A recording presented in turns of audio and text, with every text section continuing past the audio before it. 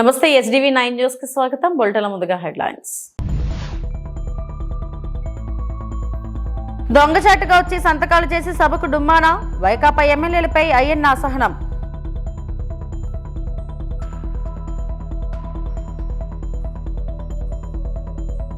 అందుకే హెల్మెట్ ధరించిన వారికి 1000 రూపాయల జరిమానా, హోంమంత్రి అనిత.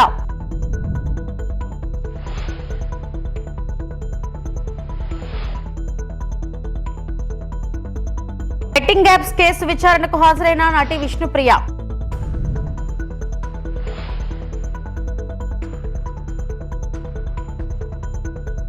వైకాపాకు చెందిన ఎమ్మెల్యేలు శాసనసభకు రాకుండా సంతకాలు చేస్తుండటంపై స్పీకర్ అయ్యన్న పాత్రుడు ఆశ్చర్యం వ్యక్తం చేశారు. వైకాపా ఎమ్మెల్యేలు సభకు హాజరవడం మీరెవరైనా చూశారంటూ సభ్యులను స్పీకర్ ప్రశ్నించారు. ఎమ్మెల్యేగా ఎన్నికైన సభ్యులు సభకు సగౌరవంగా హాజరు కావాల్సి ఉందన్నారు. వైకాపా సభ్యులు ఎవరికి కనపడకుండా దొంగచాటుగా వచ్చి రిజిస్ట్రేషన్ లో సంతకాలు చేయాల్సిన పనేముందని అసహనం వ్యక్తం చేశారు. ప్రతిపక్షానికి చెందిన గౌరవ సభ్యులు ప్రశ్నలు వేస్తున్నారు, రావట్లే. దాని మీద దాని కారణం ఏంటంటే వాళ్ళు ప్రశ్నలు వేయడం వల్ల మరొక 2 మెంబర్స్కి మాట్లాడే అవకాశం పోతుంది. అది సమంజసం కాదు ప్రజాస్వామ్యంలో. కానీ ప్రశ్నలు అడగడానికి సభలో ఉండటం లేదు. మీరు చూస్తూనే ఉన్నారు, ప్రశ్నలు వస్తున్నాయి, వాళ్ళు సభలోకి రావట్లేదు. ఈ కారణంగా సభలో ఎవరో ఒకరి ద్వారా మరో 2 ప్రశ్నలు అడిగే అవకాశం కోల్పోతున్నారు. ఇది చాలా దురదృష్టకరం. సభకు ఎన్నికైన గౌరవ సభ్యులు సగౌరవంగా సభకు రావాలి. ప్రజలు ఎన్నుకున్నారు మిమ్మల్ని, సభలోకి వెళ్ళి మా సమస్య మాట్లాడమని. సభకు రావాలి. ఎవరికి కనిపించకుండా వచ్చి సభ్యులు హాజరు పట్టికలో సంతకాలు చేసి వెళ్ళిపోతున్నారండి, దొంగల్లాగా వచ్చి. మీరు గౌరవ సభ్యులే, ప్రజలు ఎన్నుకున్నారు, మీరు ఎమ్మెల్యేస్. దొంగల్లాగా వచ్చి సంతకాలు పెట్టవలసిన అవసరం ఇచ్చింది కర్మ. ఒకసారి ఎమ్మెల్యేగా గౌరవప్రదమైన దీంట్లో ఉండి హాజరు పట్టికలో సంతకం చేసి సభకు ఆ మొహం చాటేయడం వారికి గౌరవాన్ని తగ్గించిందే తప్ప పెంచదని చెప్పి నా తాలూకు అభిప్రాయం. వీరిలో ముఖ్యంగా నా దృష్టికి వచ్చింది వై బాలనాగిరెడ్డి గారు, తాటిపర్తి చంద్రశేఖర్ గారు, రేగం లింగం గారు, మత్స్యలింగం గారు, విరూపాక్ష గారు, మత్స్యరాజ విశ్వేశ్వరరాజు గారు, ఆగిపాటి అమర్నాథ్ రెడ్డి గారు, దాసరి సుధ గారు. మనం చూసాం. గవర్నర్ ప్రసంగం ముగిసిన తర్వాత, అంటే ఫిబ్రవరి 24వ తేదీ తర్వాత వేరు తేదీల్లో ఫిట్నెస్ రిజిస్టర్లో సంతకాలు పెట్టేట్టు నా దృష్టికి వచ్చింది. అంత దొంగచాటును వచ్చి ఒక దొంగల మాదిరిగా సంతకాలు పెట్టవలసిన అవసరం లేదు. కానీ వారు ఎవరు కూడా నాకు సభలో కనిపించలేదు. సంతకాలు ఉన్నాయి కానీ సభలో కనిపించారండి మీకు ఎవరికన్నా? నాకైతే కనిపించలేదు. ఇది ఎంతవరకు సమంజసం వారే నిర్ణయించుకోవాలి. మనల్ని ఎన్నుకున్న ప్రజలు మనం ఆదర్శంగా నిలవాలి తప్ప ప్రజలకి, మీకు ఓట్లేసిన ప్రజలకి తలవంపులు తెచ్చేలే ప్రవర్తించకూడదని చెప్పి నా అభిప్రాయం.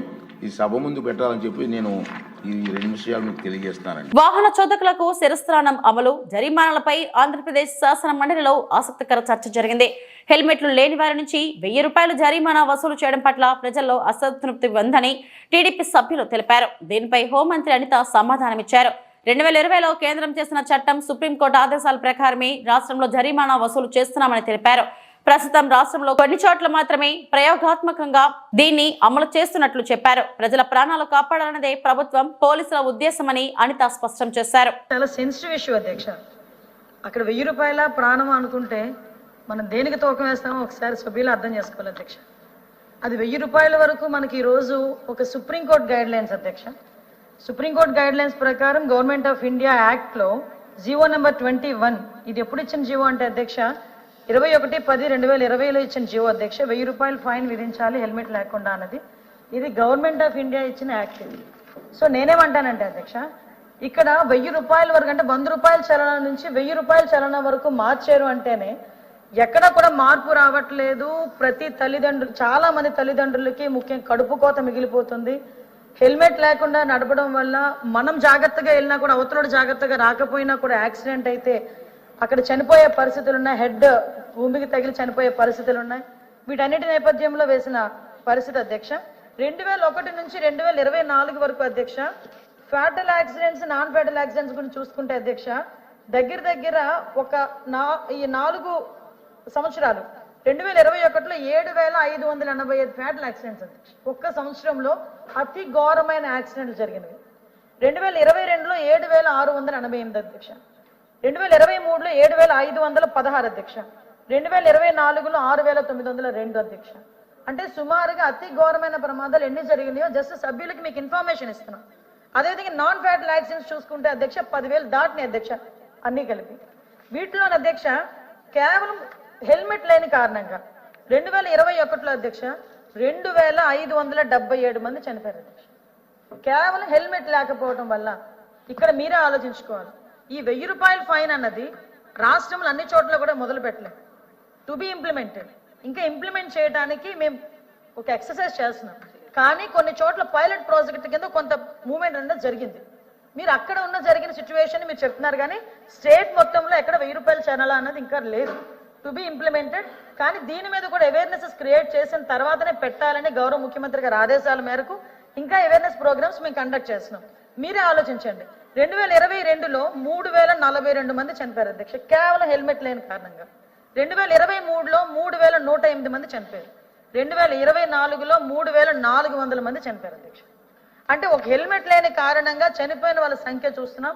అదేవిధంగా ఇంజూరియస్ పర్సన్స్ చూస్తే డబల్ ట్రిపుల్ ఉన్నారు అధ్యక్ష. ఒక్కసారి మనం కూడా ఆలోచన చేసుకోవాలి. ప్రతిసారి అదేవిధంగా అధ్యక్ష రోడ్ యాక్సిడెంట్లు జరగకుండా బ్లాక్ స్పాట్స్ ని సుమారుగా 961 బ్లాక్ స్పాట్స్ ని కూడా మేము ఐడెంటిఫై చేసి దగ్గర 1,117 సీసీ కెమెరాలు కూడా ఏర్పాటు చేసుకుని వాళ్ళకి ఎప్పటికెప్పుడు అక్కడ 24/7 పోలీస్ డిపార్ట్మెంట్ వాళ్ళని అక్కడ కాపలా పెట్టి వాళ్ళు డ్యూటీలు వేసి ఇంత పని చేస్తున్నా కూడా ఎక్కడో ఒక యాక్సిడెంట్ జరుగుతూనే ఉంటుంది అధ్యక్ష.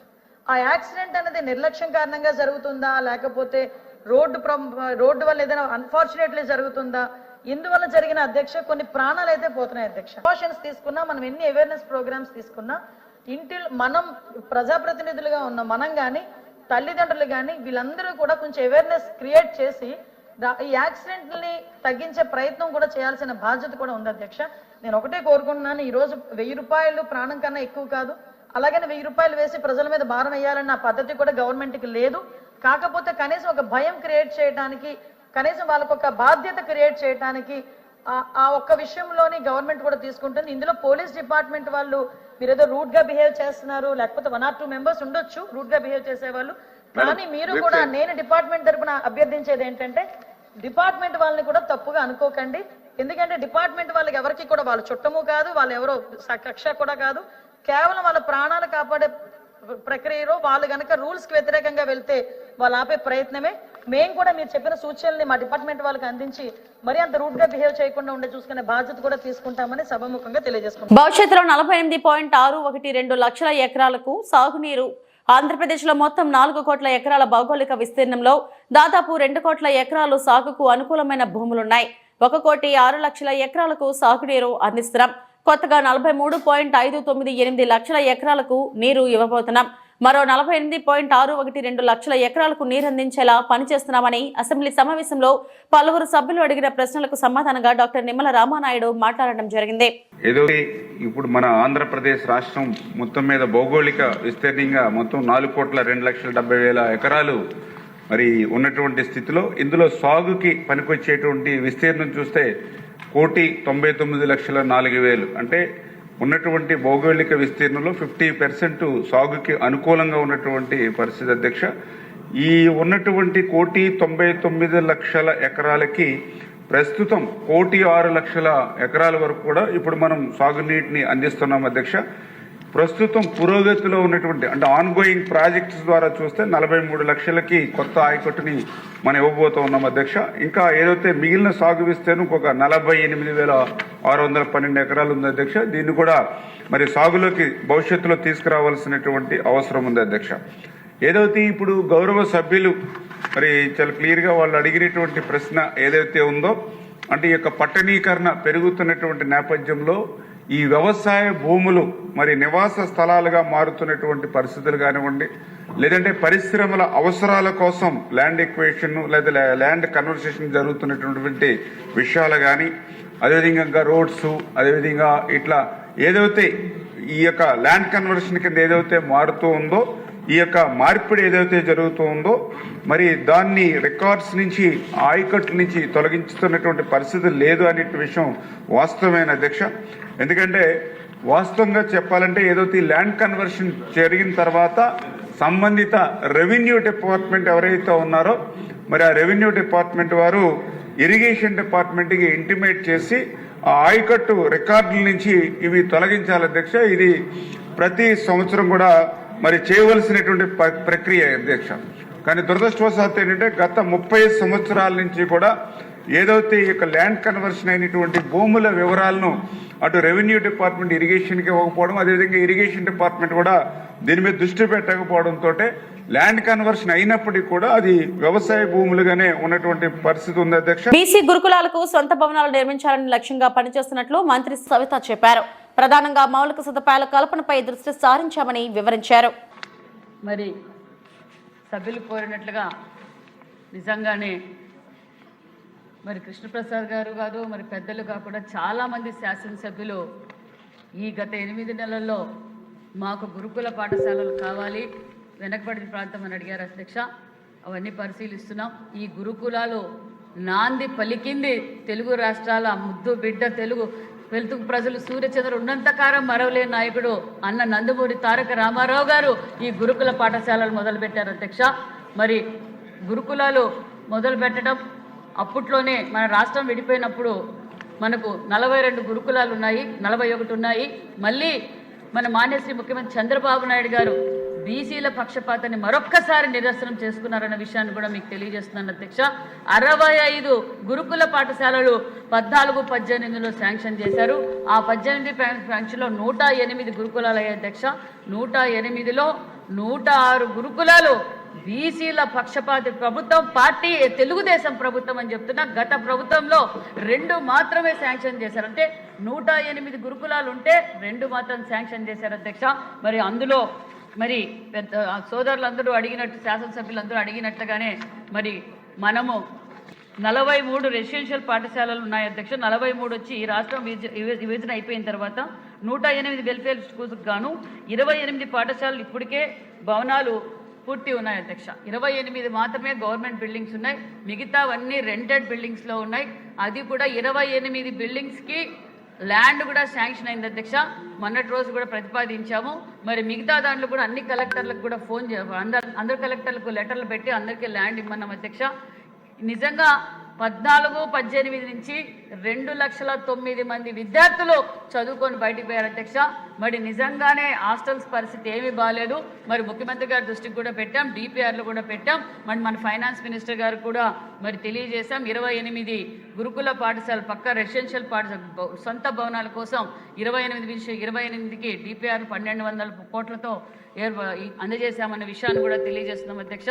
ఖచ్చితంగా ఈ గురుకుల పాఠశాలన్నీ ఈ ఎన్డీఏ ప్రభుత్వంలోనే పూర్తి చేస్తామని కూడా తెలియజేస్తూ అంచులంచుగా మరి ఇప్పుడు కూడా కొన్ని స్కూల్స్కి శాంక్షన్ చేశారు అధ్యక్ష. ఖచ్చితంగా చేస్తాం అధ్యక్ష.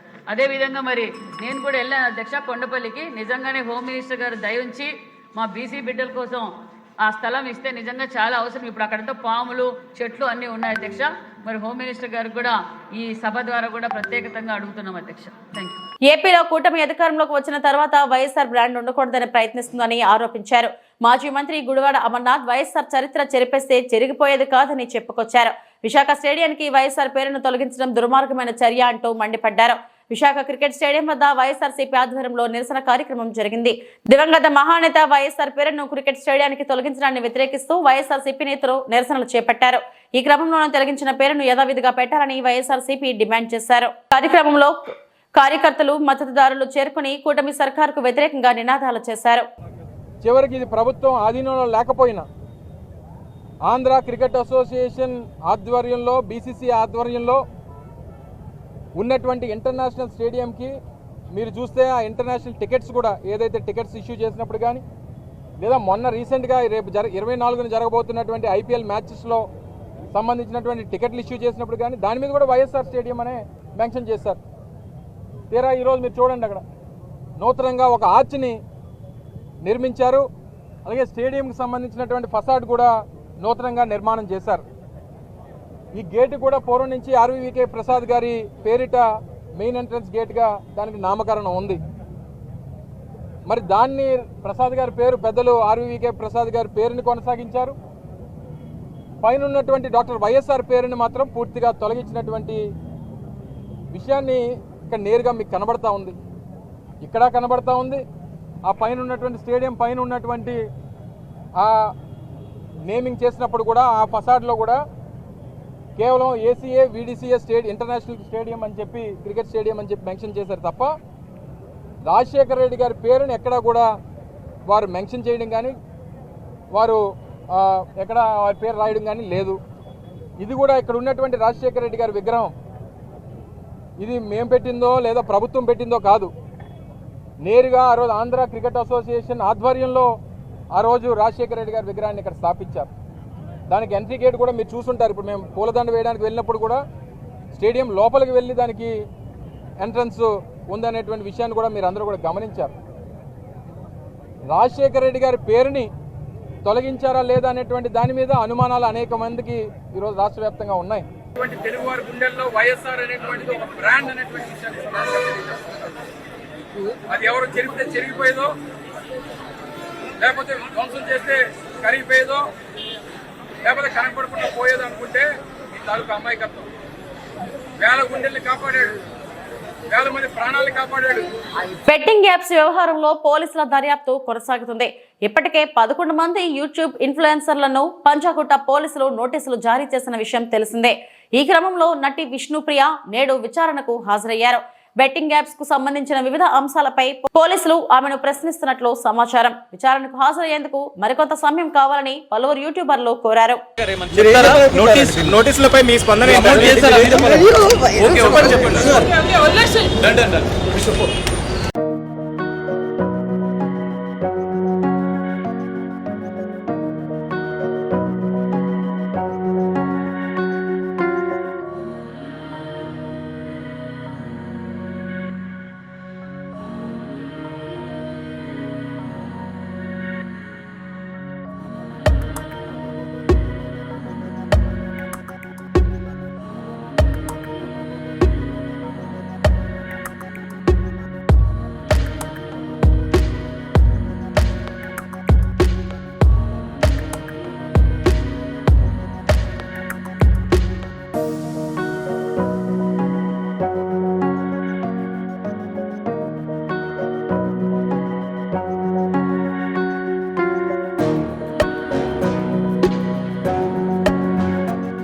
కొడాల నానిపై దుష్ప్రచారం చేస్తున్నారు. ఇసుక దోపిడీ అంటూ ఎల్లో మీడియా చేస్తున్న ప్రచారాన్ని ఖండిస్తున్నాం. పనికి మాలిన కేసులు పెట్టి వేధించాలనుకునే కూటమి ప్రభుత్వం తీరును ప్రజలు గమనించాలని పెయ్యలి ఆనంద్ ఎంపీపీ తెలియజేశారు. ఈరోజు ఈనాడు పేపర్లో గుడివాడ నియోజకవర్గం మట్టి తవ్వకాల్లో 100 కోట్లు అక్రమం జరిగిందని మరి ఈరోజు రావడం జరిగింది. మరి గత ఈ నెలలోనే 10వ తారీఖు కాడ మరి ఈ మట్టి మీద 200 కోట్లు దోపిడీ జరిగిందని మరి చేయటం జరిగింది. మరి 178 ఎకరాలు మా నాయకుడు కొడాల నాని గారు కొని మరి 52 లక్షలకి ఎకరం కొని మరి దాన్ని లెవెలింగ్ కోసం మరి 47 కోట్ల రూపాయలు ప్రభుత్వం మరి మెరక పనుల కోసం 47 కోట్లు ప్రభుత్వం ఇస్తే మరి దానికి బిల్లు అయింది 41 కోట్లు. మరి ఈరోజు మళ్ళీ 100 కోట్లు దోపిడీ చేశారని ఈరోజు ఈనాడు పత్రికలో రావడం జరిగింది. మరి ఇదంతా కాడ జరిగింది 47 కోట్లు అయితే ఎస్టిమేట్ వేసింది, వచ్చింది 41 కోట్లు అయితే దోపిడీ 100 కోట్లని దుష్ప్రచారం చేయటం, మా నాయకుని కొడాల నాని గారిని అబాసుపాలు చేయాలని రాష్ట్రం అంతా కాడ మరి అనేక సార్లు మరి ఇట్లా మాట్లాడటం, మరి పేపర్లో రాయటం, ఈ ఎల్లో మీడియా అంతా కాడ కలిసికట్టుగా మరి ప్రభుత్వానికి అనుకూలంగా మరి రాయటం జరుగుతుంది. మరి దీన్ని మేము తీవ్రంగా ఖండిస్తున్నాం. ఇచ్చింది 47 కోట్లు ఎస్టిమేట్ అయితే వచ్చింది 41 కోట్లు అయితే 100 కోట్లు ఎలా దోసాము, 200 కోట్లు ఎలా దోసాము? మరి ఇది అందరూ కాడ మీడియా రూపంలో మరి అందరూ కాడ వినాలని మరి అందరికీ తెలియజేయాలనే ఉద్దేశంతో మరి ఈరోజు ఈ ప్రెస్ మీట్ మా హెడ్ ఆఫీస్లో జరగడం జరుగుతుంది. మరి దీని మీద అందరూ కూడా మరి రాష్ట్ర ప్రజలందరూ కూడా ఆలోచించి ప్రతి ఒక్క దాన్ని కూడా 1కి 10 ఇంతల అబద్ధాలతో మరి ఈ ఎల్లో మీడియా ప్రచారం చేస్తుంది. దీనికి మేమందరం కూడా ఖండిస్తున్నాం. అనకాపల్లి జిల్లా పరవాడ మండలం ముత్యాలమ్మపాలెం ఎంపీపీ స్కూల్లో విలువలు బడి కార్యక్రమం. ఈ కార్యక్రమంలో పాల్గొన్న Uttarandhra JD foundation convener Karumudi అను. ఈ కార్యక్రమంలో ఆవిడ మాట్లాడుతూ ముత్యాలమ్మపాలెం గ్రామంలో జేడీ ఫౌండేషన్ ఆధ్వర్యంలో విలువల బడే అనే ప్రోగ్రాంను ప్రారంభించినందుకు చాలా సంతోషంగా ఉందని ఆవిడ అన్నారు. ఈ గ్రామంలో చేపల వేటకు వెళ్లే తల్లిదండ్రులు చాలా ఎక్కువ శాతం ఉన్నారనే ఉద్దేశంతో రాష్ట్రంలో మొదటగా ఇక్కడ ప్రారంభించామన్నారు. ముఖ్యంగా విలువలతో కూడిన విద్యను అందించాలనే ఉద్దేశంతో విలువల బడి కార్యక్రమాన్ని పెట్టామని, పిల్లల తాలూకా తల్లిదండ్రులు వేటకు వెళ్లి అలసిపోయి ఇంటికి వచ్చేసరికి పిల్లలను సరిగ్గా చదివించలేక, హోంవర్క్ చేయించలేక ఇబ్బంది పడుతున్నారని తెలుసుకుని ఈ కార్యక్రమం చేయడం జరిగిందన్నారు. ఈ గ్రామంలో తెలివైన విద్యార్థులు చాలా మంది ఉండి కూడా వెనకబడిపోతున్నారని వారిని దృష్టిలో పెట్టుకుని కొత్త కాన్సెప్ట్ తో మా యొక్క ఫౌండేషన్ ముందుకు వచ్చిందన్నారు.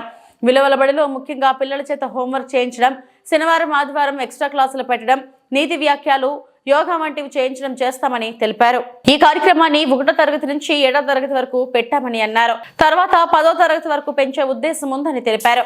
ఈ కార్యక్రమంలో చింతకాయల సుజాత, ముత్యాలు, పాఠశాల ఉపాధ్యాయులు తదితరులు పాల్గొన్నారు. ముత్యాలంపాలెం గ్రామంలో మేము విలువల బడే అనే కార్యక్రమాన్ని మా జేడీ ఫౌండేషన్ ఆధ్వర్యంలో ప్రారంభించడం చాలా సంతోషంగా ఉందండి. ఈ విలేజ్లో ఎక్కువ చేపల వేట మీద ఆధారపడే వ్యక్తులు ఎక్కువ ఉంటారండి. ఇక్కడ మేము ముఖ్యంగా విలువలతో కూడిన విద్యను అందించాలనే ఉద్దేశంతో ఈ విలువల బడిని నెలకొల్పడం జరిగింది మా జేడీ ఫౌండేషన్ ఆధ్వర్యంలో.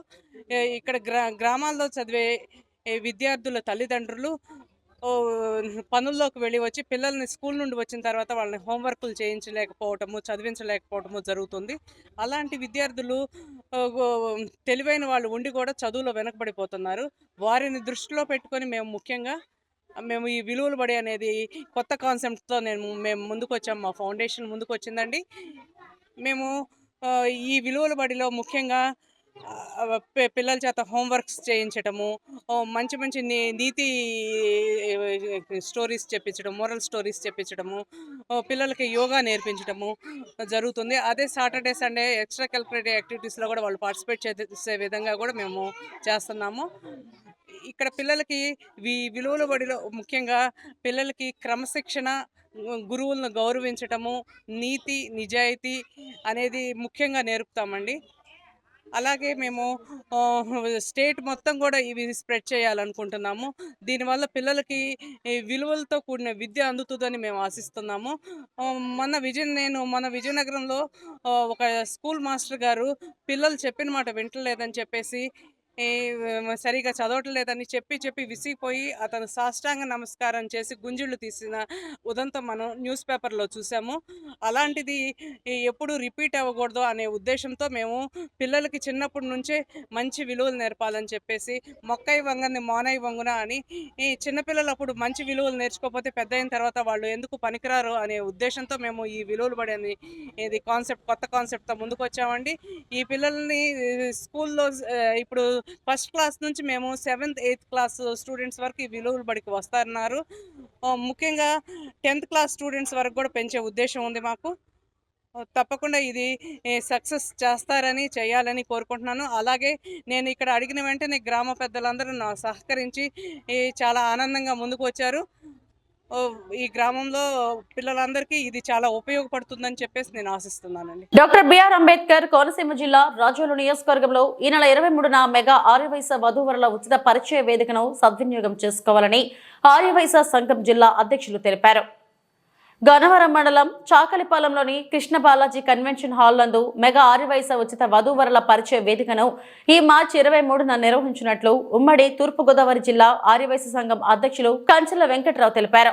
పరిచయ వేదిక సావనీర్ పుస్తకాలను ఈ రోజు రాజోలు మండలం తాటిపక్క గ్రామంలోని కంచర్ల బాబీ నివాసం వద్ద విడుదల చేశారు. ఈ సందర్భంగా మాట్లాడుతూ రాష్ట్ర ఆర్యవైశ్య ముఖ్య నేత శివరామ సుబ్రహ్మణ్యం సూచనల మేరకు ఎటువంటి లాభాపేక్ష లేకుండా ఆర్యవైశ్యులకు సహాయపడాలనే మంచి సంకల్పంతో ఈ కార్యక్రమం నిర్వహిస్తున్నట్లు తెలిపారు.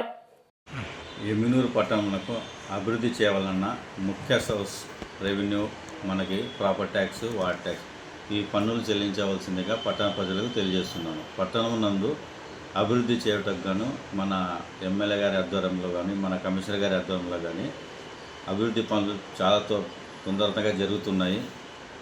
పట్టణం అంతా సుందరీకరణ చేయాలని నిర్ణయించుకున్నాము. కావున దీనికి మెయిన్ సోర్సెస్ రెవెన్యూ మనకి ప్రాపర్టీ ట్యాక్స్ ద్వారానే వస్తుంది. కాబట్టి బకాయి ఉన్న పట్టణ ప్రజలందరూ వెంటనే పన్నులు చెల్లించి మున్సిపాలిటీకి సహకరించవలసిందిగా కోరుచున్నాము. రైట్. రెవెన్యూ ఆఫీసర్ ఎమ్నూరు పురపాలక సంఘం. ఇవి ఇప్పటివరకున్న బులెటిన్ అప్డేట్స్. నమస్తే.